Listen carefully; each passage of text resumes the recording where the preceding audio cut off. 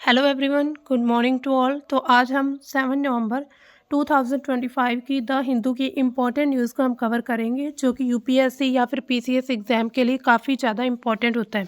इसमें हमारे जो मेजर सब्जेक्ट से रिलेटेड सीए होता है वो polity IR, history, art and culture, economy, science and tech, environment and geography, ये हमारे मेजर सब्जेक्ट होते हैं। और इसी सेशन में हम यहाँ पर जो द हिंदू का न्यूज़पेपर होता है उसमें हम कम्प्लीटली जितने भी इम्पोर्टेंट न्यूज़ रहती है, जितने भी इम्पोर्टेंट करंट के टॉपिक हैं, उनसे कैसे क्वेश्चन बन सकते हैं, उनको प्रैक्टिस क्वेश्चन के साथ हम यहाँ पर न्यूज़ का एनालिसिस करते हैं। लेकिन इससे पहले आपको हमने कल का जो क्वेश्चन ऑफ द डे दिया था, अद्वैत वेदांत से संबंधित निम्नलिखित कथनों पर विचार कीजिए। पहला कथन है कि गौतम बुद्ध को इसका प्रमुख समर्थक माना जाता है। दूसरा, इसके तहत इस बात पर बल दिया गया कि परम वास्तविकता एकल और निराकार है। तो इसमें कौन सा ऑप्शन सही है? तो सी ऑप्शन इज करेक्ट। पहला और दूसरा दोनों ही सही हैं। इसके बाद जो हमारी आज की फर्स्ट न्यूज़ है, न्यूज़ क्या आ रही है कि फर्स्ट पीएसएलवी यानी कि जो हम कह सकते हैं इसको जो पोलर सैटेलाइट लॉन्च व्हीकल है, made by private firms to be unveiled in 2026, says ISRO chairman.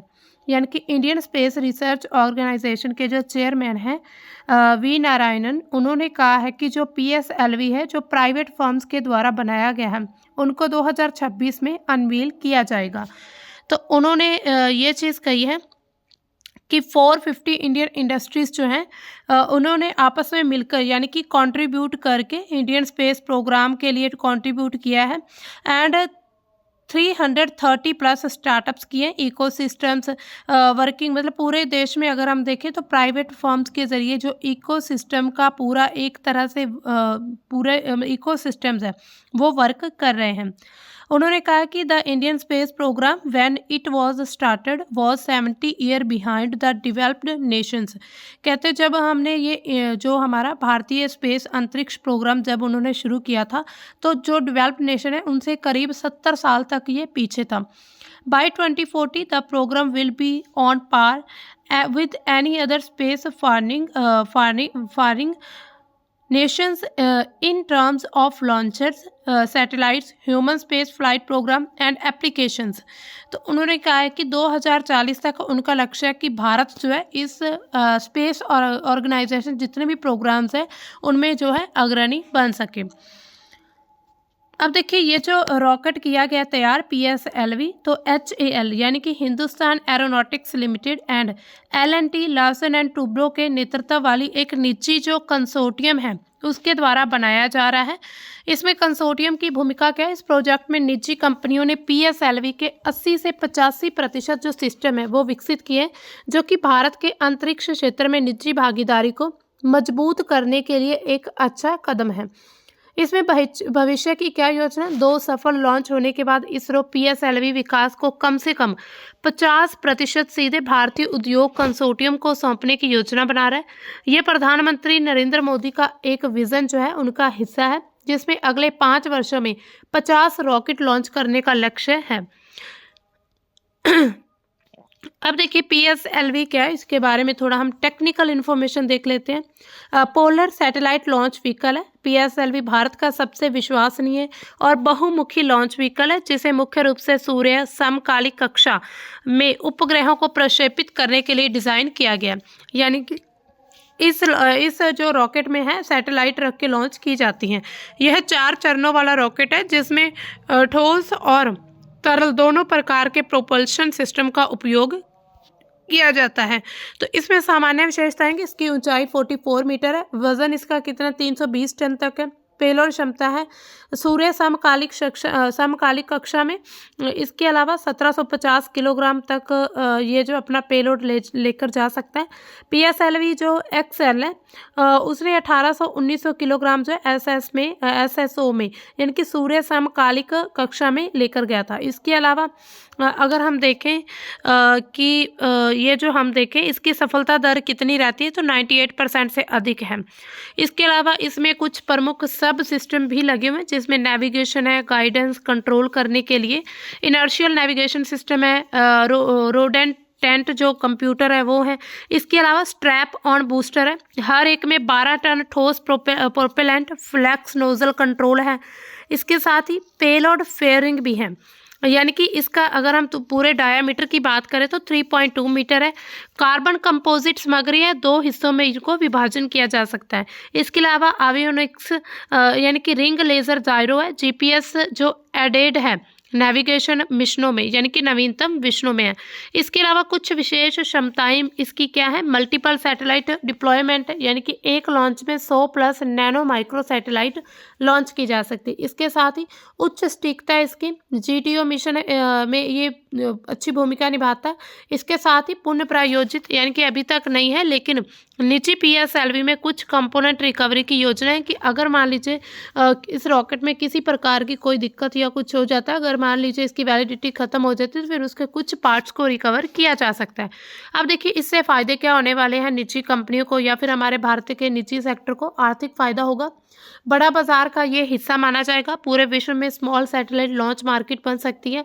इसके साथ ही अधिक ऑर्डर आने लगेंगे। इसके साथ ही इसरो का जो पीएसएलवी है जो करीब 200 करोड़ रुपए जिसकी लागत है, निजी लागत अगर हम देखें तो 120 से 150 करोड़ में ही हो जाएगा, यानी कि सस्ता रहेगा अगर हम भारत में इसको तैयार करते हैं। इसके निर्यात के अवसर मिल सकते हैं, विदेशी सरकारों कंपनियों को मेड इन इंडिया पीएसएलवी बेच सकते हैं। इसके साथ ही स्काई रूट, अग्निकुल जैसे जो स्टार्टअप्स हैं उनको फंडिंग बढ़ जाएगी। HAL एंड L&T कंसोर्टियम को 1000 से ज़्यादा करोड़ का ऑर्डर मिलने की संभावना भी है। इसके साथ तकनीकी फायदे होंगे, सैनिक स्वदेशी विशेषता, टेक्निकल हमें बहुत सारी नई नई इनोवेशंस देखने को मिल सकती हैं। पीएसएलवी का अनुभव होगा तो मध्यम लॉन्च व्हीकल या रीयूजेबल रॉकेट बनाने में मदद मिलेगी। इसके साथ ही डिजिटल ट्विन हो सकता है, AI बेस्ड टेस्टिंग हो सकती है, 3D प्रिंटिंग जो है 3D प्रिंटिंग लागत उसकी 30% तक कम हो सकती है।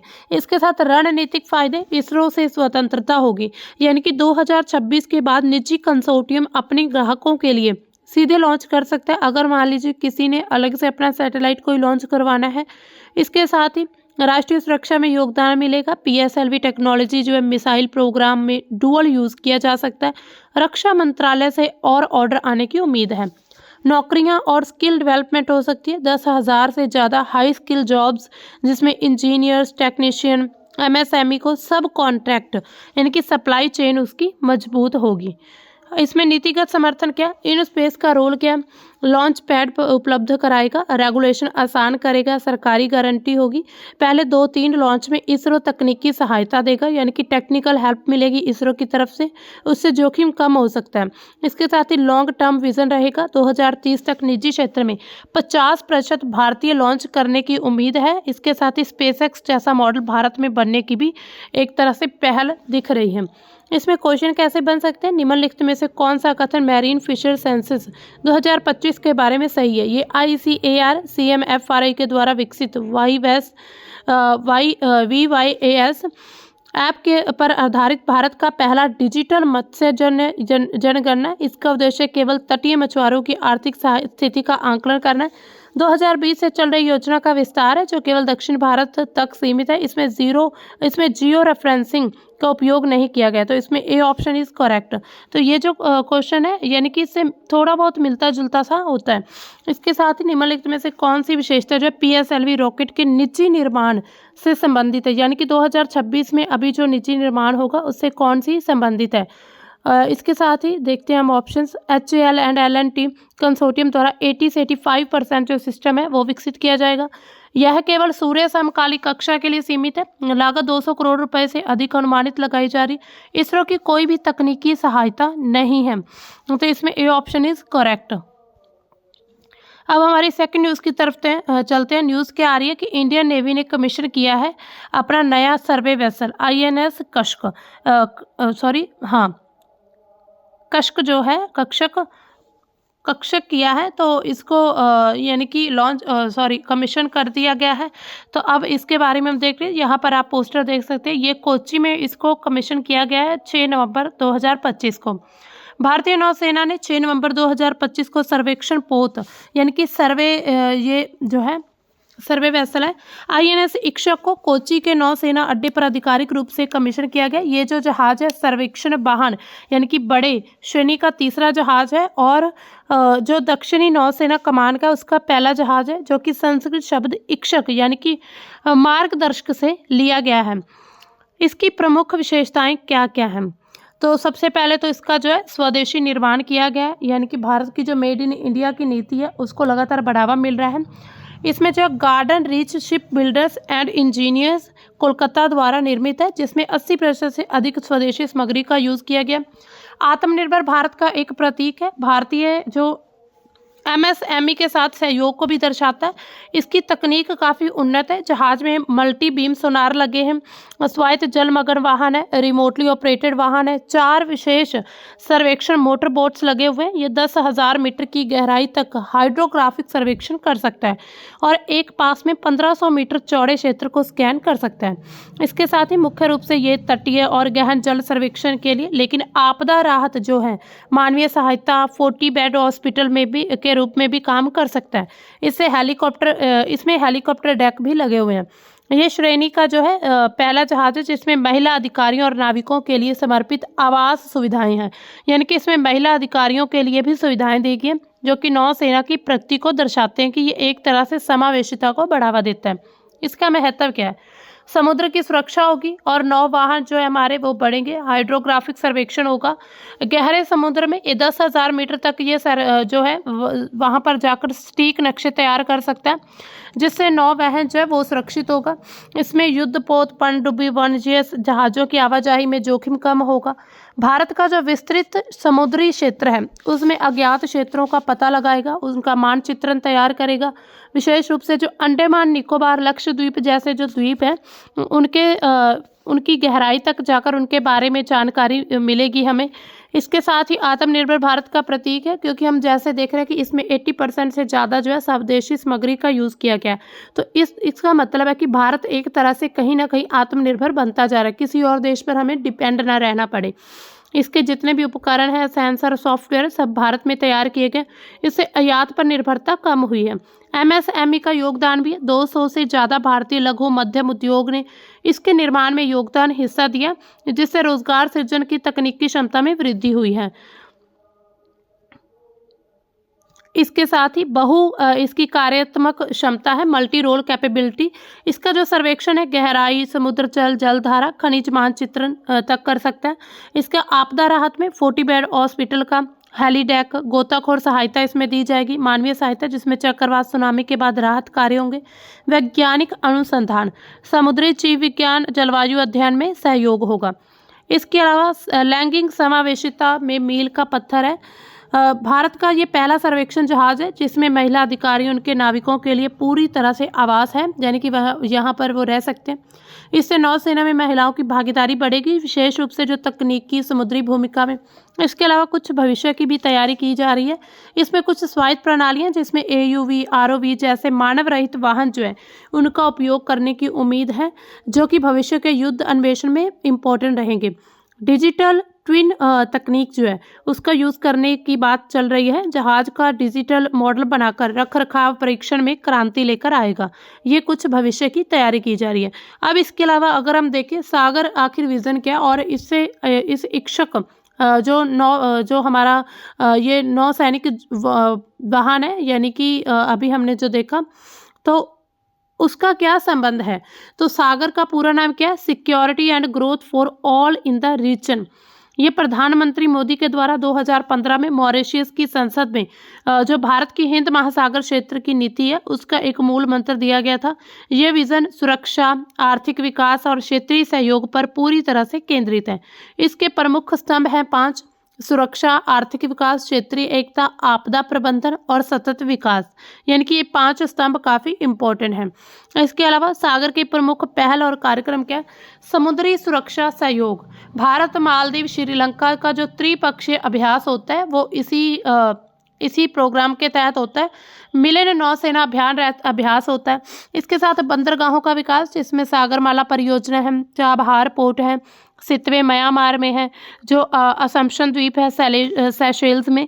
तो ये इन सभी का विकास करना ये भी इसकी प्रमुख पहल है। क्षमता का निर्माण, भारतीय नौसेना के द्वारा अफ्रीकी, दक्षिण एशियाई देशों को प्रशिक्षण, जहाज गश्त जो है दिए जाएंगे। आपदा राहत, ऑपरेशन राहत होगी इसमें, यमन में हुआ, वनुआ, फिजी में और मोजाम्बिक चक्रवात राहत। इसके साथ ही कुछ जानकारी साझी की जाएगी, ये भी एक कार्यक्रम है। IFC-IOR गुरुग्राम में जो है समुद्री डोमेन जागरूकता केंद्र स्थापित किया गया। इसके अलावा INS जो इक्षक है उसका सागर से सीधा क्या संबंध है? सबसे पहले तो हाइड्रोग्राफिक सर्वेक्षण करता है, जो सुरक्षित नौवहन है, व्यापार, मछली पकड़ने में वृद्धि होती है। EEZ मानचित्रण, यानी कि भारत के 2.4 मिलियन की अगर हम बात करें, 2.4 मिलियन वर्ग का जो क्षेत्र है पूरा समुद्री क्षेत्र में संसाधनों की खोज की जा रही है। इसके साथ ही आपदा राहत में भी कुछ आपदा प्रबंधन में भी राहत मिलेगी।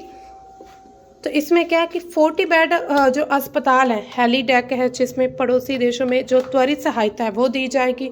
इसके साथ ही महिला समावेशिता में ये जो एक बहुत अच्छी पहल है, हमने पहले भी बात की कि जो महिलाएं हैं भारत की वो ऐसे क्षेत्रों में बहुत कम आती हैं जहां पर उनकी सुरक्षा, उनको आवास में कुछ प्रॉब्लम होती हो। लेकिन फिर भी ये जो जहाज़ अभी जिसको वेसल को जो अभी कमीशन किया गया, तो इसमें क्या है कि महिलाओं के रहने के पूरा प्रबंध है, उनका आवास स्थान बनाया गया, जिससे क्या है कि उनकी भागीदारी ज़्यादा से ज़्यादा इस क्षेत्र में भी हो सके।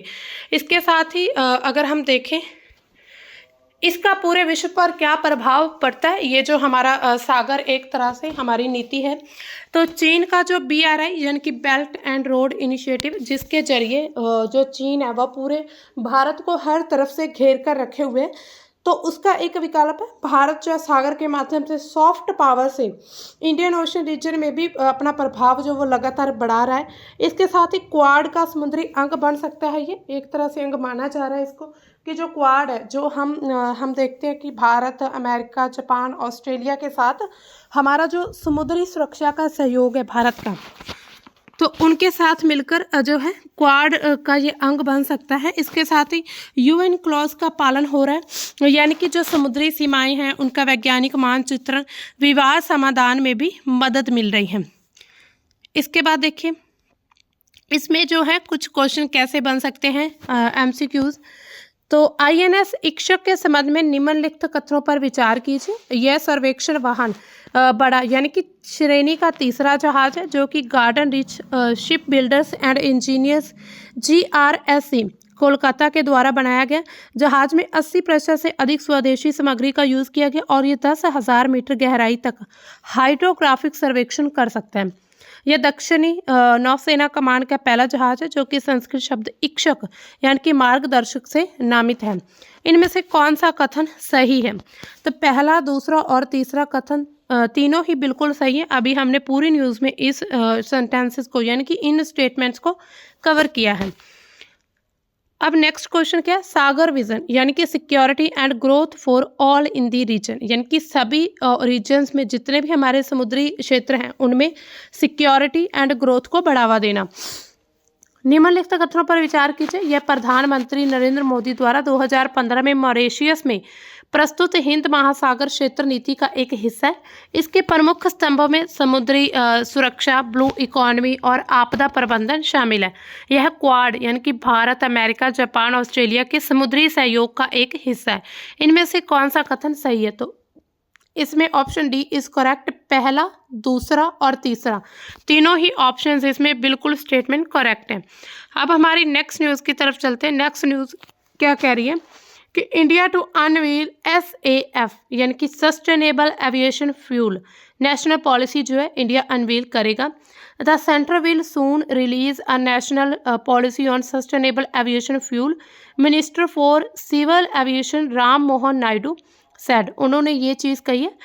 As he emphasised on India's unique position as an agriculture powerhouse to cater to the rising global demand for the fuel, यानी कि उन्होंने कहा कि भारत जैसे लगातार बढ़ता जा रहा है, उनकी भारत की एक यूनिक पोजीशन है एग्रीकल्चर पावर हाउस में, तो इस क्षेत्र को ध्यान में रखते हुए ये जो पॉलिसी लेकर आई गई है। SAF रेफर क्या करता है? Aviation fuel derived from non fossil sources, यानी कि ये चीज़ रेफर करेगी जो हमने अभी देखा सस्टेनेबल एविएशन फ्यूल की, जो एविएशन फ्यूल है यानी कि जो हम देखते हैं हवाई जो फ्यूल है एक तरह से यूज़ किया जाएगा, तो उसमें उसको नॉन फॉसिल जो सोर्स है उनसे तैयार किया जाएगा। At a FICCI event He said the global need for SAF was 2 million ton, which by 2040 would rise to 183 million ton. As an agriculture powerhouse with over 750 million ton of the available biomass, यानी कि agriculture क्षेत्र से 750 million ton जो biomass अभी available है, India has the capacity to become the global leader in SAF production. उन्होंने कहा कि भारत के पास इतनी क्षमता है कि इस चीज़ को आगे बढ़ाकर, यानी कि इस पॉलिसी को अपनाकर भारत जो है पूरे विश्व का लीडर बन सकता है। India has a surplus of 213 million tons of agriculture residue along with the adequate manufacturing capacity, he said. To achieve 1% blending of SAF by 2027, India will require 30 million liter, while the 2% target for 2028 translates to 62 million liter। यानी कि उन्होंने target बताए 2027 तक जो है सैफ के द्वारा 1% जो है ब्लेंडिंग की जाएगी सैफ की, और इसके साथ ही इंडिया को कितनी रिक्वायरमेंट है 30 मिलियन की, और 2% टारगेट है 2028 तक, जो कि उस समय पर 62 मिलियन लीटर जो है भारत जो है प्रोड्यूस करेगा।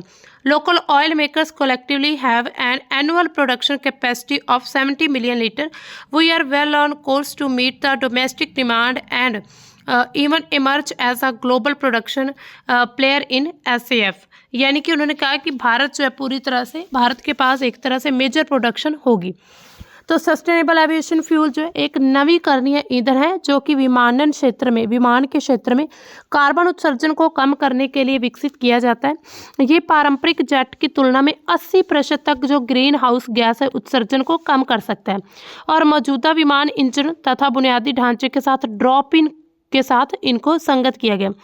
SAF का उत्पादन जो है अपशिष्ट सामग्री जिसमें कृषि, वन अवशेष, उपयोगित वनस्पति तेल, पशु वसा आदि से किया जाता है, जो इसे सतत बनाता है। इसके साथ ही अंतर्राष्ट्रीय नागरिक उड्डयन संगठन जो है ICAO के अनुसार SAF अंतर्राष्ट्रीय विमानन में CO2 उत्सर्जन कम करने की सबसे बड़ी क्षमता रखता है। इसके साथ ही भारत में SAF उत्पादन को बढ़ावा देने के लिए नागरिक उड्डयन मंत्रालय ने ICAO यूरोपीय संघ के सहयोग से व्यवहार्यता अध्ययन जारी कर दिया। इसके बाद अगर हम देखें कि उन्होंने और क्या घोषणा की, उन्होंने कहा कि भारत जल्दी ही SAF नीति जारी करेगा जिससे देश जो है 75 करोड़ टन से ज़्यादा बायोमास संसाधनों का यूज़ करके पूरे विश्व के स्तर पर SAF उत्पादन में अग्रणी बन सकता है। भारत का जो विमानन क्षेत्र 2025 है उसमें लगभग 1 करोड़ यात्राओं के साथ 6.7% वार्षिक वृद्धि दर पर है, और SAF जो है इसकी डीकार्बोनाइजेशन में महत्वपूर्ण भूमिका निभाएगा। इसके साथ ही उत्पादन का जो प्रक्रिया है उसका प्रवाह कैसे रहेगा, यानी कि उत्पादन कैसे होगा इसका, तो फीड स्टॉक संग्रहण होगा, यानी कि अपशिष्ट सामग्रियां जिसमें UCO या फिर कृषि जो अवशेष है उनको इकट्ठा करना, जो सस्टेनेबल मानदंड जिसमें LCA लाइफ साइकिल असेसमेंट को पूरा करेगा। इसके साथ ही इसका पूरा प्रोसेस रहता है, यानी कि सफाई, सुखाना, फिर उसको तोड़ना, फिर रूपांतरण, जो अभी तकनीकें हैं उनके द्वारा जैव रासायनिक या थर्मोकेमिकल प्रक्रिया होती है। अपग्रेडिंग होता है, हाइड्रोजनीकरण और कटाव के द्वारा जेट फ्यूल गुणवत्ता प्राप्त की जाएगी। SAF को 10 से 50% तक पारंपरिक जेट ईंधन के साथ मिलाना ताकि फीड स्टॉक पर निर्भर हो सके। इसके साथ ही 100% SAF का परीक्षण भी चल रहा है। अब इसमें चुनौतियां भी रह सकती हैं कुछ। उच्च उत्पादन की लागत रहेगी, यानी कि जो फीड स्टॉक की सीमित उपलब्धता के कारण, और जो स्केल अप है उसकी आवश्यकता रहेगी। यूरोपियन यूनियन पहल के अनुसार 2025 से 2% SAF जो है ब्लेंड अनिवार्य है, जो कि उत्पादन को बढ़ावा देगा। इसके अलावा भारत में 75 करोड़ टन जो है बायोमास से SAF उत्पादन में पूरे विश्व का नेतृत्व संभव हो। इसके साथ ही IATA का जो SAF है मैच मेकर, यानी कि ये जो कंपनी है इसका मैच मेकर प्लेटफॉर्म एयरलाइनों के उत्पादकों को जोड़ता है, जिसमें उत्पादन की मात्रा, तकनीक, उत्सर्जन डेटा सब कुछ शामिल है। US का क्या लक्ष्य है कि 2030 तक 3 बिलियन गैलन जो है SAF को उत्पादन करना है। अब देखिए भारत के लिए इसका क्या महत्व है। सस्टेनेबल एविएशन फ्यूल होगा भारत के लिए ऊर्जा सुरक्षा, पर्यावरण संरक्षण, आर्थिक विकास और पूरे विश्व का जो एक ग्लोबल लीडर बनने के लिए एक अच्छा मौका है। भारत विश्व का तीसरा सबसे बड़ा विमानन बाजार है और 2047 तक दुनिया का सबसे बड़ा बनने की राह पर है ये। लेकिन यह वृद्धि कार्बन उत्सर्जन में भारी वृद्धि लाएगी। एसएएफ इस चुनौती को अवसर में बदलने की कुंजी है कि इस जो है चुनौती को हम अच्छे अवसर में देख सकते हैं। ऊर्जा सुरक्षा, आयात पर निर्भरता कम होगी। इसका जो उत्पादन है स्वदेशी बायोमास के द्वारा होगा, विदेशी मुद्रा की बचत होगी। आत्मनिर्भर भारत के तहत एसएएफ रिफाइनरी को राष्ट्रीय प्राथमिकता योजना भी बनाया जा सकता है। इसके साथ ही पर्यावरण जलवायु लक्ष्य जो भारत के नेट जीरो 2070 यानी कि एसएएफ से 80% तक उत्सर्जन कमी होगी और विमानन क्षेत्र जो है उसका 12 से 15% योगदान जो है वो संभव है। इसके साथ ही जो पेरिस एग्रीमेंट एनडीसी है 2030 तक 45% उत्सर्जन तीव्रता में कमी आएगी। एसएएफ जो एक अनिवार्य रहेगा इसके लिए। इसके साथ ही कॉर्सिया आईसीएओ अंतर्राष्ट्रीय उड़ानों पर जो कार्बन ऑफसेट है एसएएफ क्रेडिट से बचत होगी उनकी, तो भारत को भी कहीं ना कहीं फायदा होने वाला है। अब इसकी रणनीतिक भू राजनीतिक लाभ क्या होंगे। अगर भारत एसएएफ का यानी कि सस्टेनेबल एविएशन फ्यूल का निर्यात करता है तो मध्य पूर्व की जो तेल निर्भरता है उसको भी चुनौती दी जा सकती। इसके साथ ही जो एसएएफ हब बनेंगे, पुणे, हैदराबाद, गुजरात एशिया का सबसे बड़ा केंद्र है। G20 का नेतृत्व भारत एसएएफ नीति से वैश्विक जलवायु नेतृत्व स्थापित कर सकता है। पूरे विश्व के जो जलवायु की जो पॉलिसीज है उनका नेतृत्व भी भारत के द्वारा किया जा सकता है। इसके अलावा भारत के सामने कुछ चुनौतियां भी हैं इन सभी के क्षेत्र में, समाधान भी इसके क्या है, चुनौतियां क्या है। तो सबसे पहले फीड स्टॉक संग्रह यानी कि डिजिटल सप्लाई चेन, जो एग्री ऐप है ब्लॉकचेन उसकी कमी रहती, उच्च लागत रहेगी यानी कि कर की राहत मिलेगी, इसमें कर राहत दी जाए। वायबिलिटी गैप फंडिंग जो है वो मिलनी चाहिए। इसके साथ तकनीकी स्किल यानी कि इसके लिए आईआईटी के साथ इंडस्ट्री को कोलैब करके ट्रेनिंग देनी चाहिए। इसके साथ ही मिशन बुनियादी ढांचा यानी कि एयरपोर्ट, एसएएफ हब है दिल्ली, मुंबई, ये पूरा ढांचा जो इसका मिश्रित होना चाहिए। अब इसमें जो है हम देखें क्वेश्चन क्या है। एशिया यूनिवर्सिटी रैंकिंग्स 2026 में भारत सबसे अधिक प्रतिनिधित्व वाला देश कैसे बना। बी ऑप्शन है 193 विश्वविद्यालयों के साथ। यूएनईपी एमिशन गैप रिपोर्ट 2025 के अनुसार यदि वर्तमान जलवायु प्रतिबद्धताएं पूरी हुई तो वैश्विक तापमान वृद्धि का अनुमानित सत्र कितना रहेगा। 2.3 से 2.5 डिग्री सेल्सियस तक रहने वाला है। अब चलते हैं हमारी जो एडिटोरियल की तरफ। जो हमारा एडिटोरियल है वो बहुत ही ज़्यादा इम्पोर्टेंट होता है। यानी कि एडिटोरियल से क्या होता है कि हमें आंसर राइटिंग लिखने में बहुत ज़्यादा हेल्प मिलती है। तो हमारा जो आज का एडिटोरियल क्या है कि redraw welfare architecture place a UBI in the centre. यानी कि अगर हम देखें आर्किटेक्चर जो वेलफेयर है उसको फिर से यानी कि उससे रीड्रॉ कर देना चाहिए। इसके साथ ही जो यूबीआई है उसको बिल्कुल सेंटर में रखा जाना चाहिए। अब देखिए आर्टिकल क्या कहता है। भारत की जो कल्याणकारी संरचना है आज एक पूरी तरह से जटिल जाल बन चुकी है। मनरेगा, खाद्य सुरक्षा अधिनियम, पीएम किसान सम्मान निधि, आयुष्मान भारत जैसी कितनी ही हजारों सैकड़ों योजनाएं जो हैं जिनका कुल व्यय जीडीपी का 8 से 10% तक पहुंचता है, फिर भी गरीबी उन्मूलन में सफलता नहीं मिल पा रही, यानी कि बिल्कुल लिमिटेड है। इसमें रिसाव, भ्रष्टाचार, लाभार्थी चयन में त्रुटियां, प्रशासनिक बोझ इन योजनाओं की मूल कमजोरियां हैं। विश्व बैंक रिपोर्ट क्या बताती है कि सब्सिडी का 30 से 40% गलत हाथों में पहुंचता है। क्या समय नहीं आ गया कि हम इस जटिल ढांचे को सरल, पारदर्शी, प्रभावी बनाएं। तो इसका आंसर क्या होता है कि सार्वभौमिक आधारभूत आय उसको कल्याण नीति का केंद्र बिंदु बनाना होगा। यूबीआई यानी कि यूनिवर्सल बेसिक इनकम को सबसे केंद्र में रखकर हमें नीतियां बनानी होगी, उनको लागू करना होगा। इससे कहीं ना कहीं गरीबी उन्मूलन जो है वो ज़्यादा हो सकता है। अब देखिए मौजूदा व्यवस्था की सीमाएं क्या क्या। सबसे पहले तो बहिष्करण त्रुटि है। 2011 की जो सामाजिक आर्थिक जाति जनगणना उसके आधार पर जो लाभार्थी सूची बने हुए हैं अब पुराने हो गए। करोड़ों योग्य लोग जो हैं वो योजनाओं से वंचित हैं, यानी कि जिनको असल में ऐसी योजनाओं का लाभ लेना चाहिए वो इन योजना तक नहीं पहुंच पाती या फिर योजना उन लोगों तक नहीं पहुंच पाती। इसके साथ ही प्रशासन की जटिलता भी सामने है।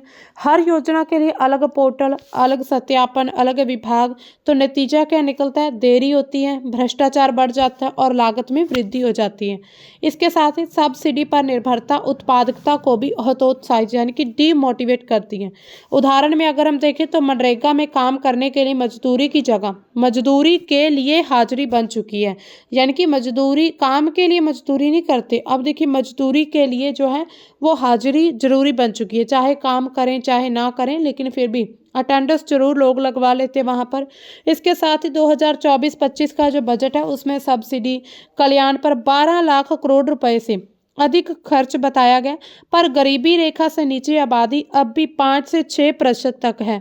यानी कि गरीबी रेखा जब एक स्टैंडर्ड तय किया गया एक पैरामीटर, तो उससे भी अगर हम देखें गरीबी रेखा से नीचे की आबादी भी 5 से 6% है, जिसमें नीति आयोग बहुआयामी गरीबी सूचकांक इन रिपोर्ट से हमें पता चलता है। अब देखिए यूबीआई से क्या होगा? यूबीआई से एक क्रांतिकारी विकल्प की तरह ये काम करेगा। इसका अर्थ है कि हर नागरिक को बिना किसी शर्त के नगद में एक न्यूनतम आमदनी मिलती रहे। ये जो एक तरह से विचार नया नहीं है, थॉमस मोर से लेकर मिल्टन फ्रीडमैन तक कई विचारकों ने इसका समर्थन किया था। भारत में आर्थिक सर्वेक्षण 2016-17 ने इसे गंभीरता से फिर प्रस्तावित किया था। यूबीआई के लाभ क्या? सरलता और पारदर्शिता, यानी कि जटिल योजनाओं की जगह एक ही हस्तांतरण आधार हो। जनधन और यूपीआई की जो तिकड़ी है इसे संभव बना सकती है। इसके साथ ही बहिष्करण शून्य, कोई पात्रता की जांच नहीं होती है, कोई रिसाव नहीं होता और गरीबी से गरीब तक पहुंच जो है वो आसान नहीं हो पाएगी। इसके साथ ही आर्थिक स्वतंत्रता, कोई भी व्यक्ति अपनी ज़रूरत के अनुसार खर्च कर सकेगा, भोजन, शिक्षा, स्वास्थ्य या फिर उद्यम में। ये जो वन साइज फिट्स ऑल की बजाय व्यक्तिगत पसंद को प्राथमिकता देता है, यानी कि एक साइज जो ऐसा तैयार किया कि जो सभी को फिट आता है, उसके अलावा जो व्यक्ति को पसंद है उस चीज़ को प्रायोरिटी मिलती है। सैकड़ों विभाग, पोर्टल, मध्यस्थों की जो ज़रूरतें हैं वो ख़त्म है। गोवा में पायलट अध्ययन में प्रशासनिक लागत 80% तक घटी है। महंगाई नियंत्रण, जिसमें सब्सिडी हटने से बाजार में विकृति कम होगी। खाद्यान्न सब्सिडी हटाकर यूबीआई देने पर किसानों को बाजार मूल्य मिलेगा, उत्पादन लगातार बढ़ेगा। भारत के लिए एक तरह से संभावित मॉडल क्या बन सकता है? राशि इसकी कितनी? प्रत्येक वयस्क को 1000 रुपये महीने, कुल लागत लगभग 7.5 लाख करोड़ रुपए की होगी। जीडीपी का 2.5%। वित्त पोषण, सभी छोटी मोटी जो कल्याण योजनाएं हैं वो बंद करनी होगी। खाद्य उर्वरक, पेट्रोलियम सब्सिडी में कटौती।